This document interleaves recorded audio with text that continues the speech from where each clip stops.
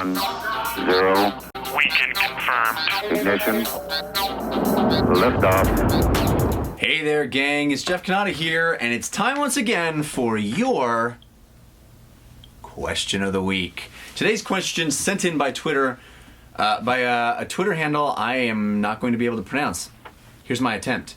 At IPO Joshu? IPojo. One of those.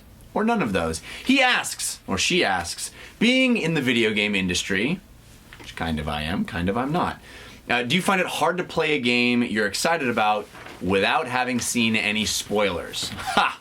Yes.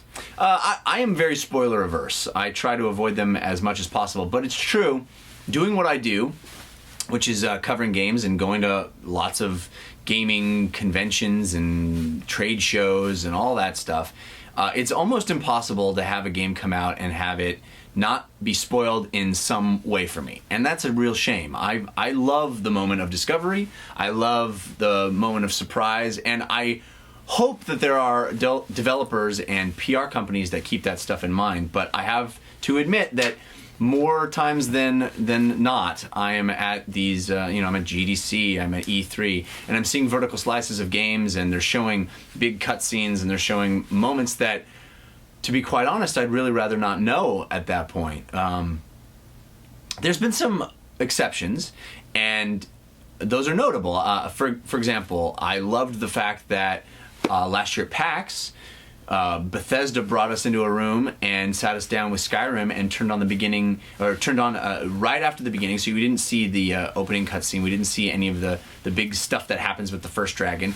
We started right after that and just were allowed to go in the world. Now, that's still a little spoilery because you can find out what you can find out, but at least it was feeling the game's systems without it being like, well, here's a level from the first third, here's a level from the second third, and here's a level from the end, which is what you get a lot with these, what they call vertical slices of games. Not to mention the fact that just trailers now, with both movies and video games, are just so chock full of the best bits that it's difficult to come into a gaming experience fresh, and that's a shame, I think. Yes, you want to know what you're getting yourself into. Yes, you want to get excited for what is going to happen at some point. And yes, of course, they want to sell you a game by showing you what it has in store.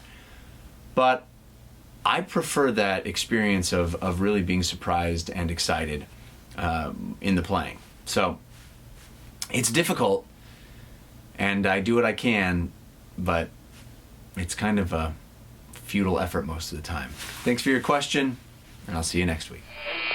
I don't know, This is going to be everywhere for all these games. Vita will never be a good tablet alternative for me. I have an iPad. I love it.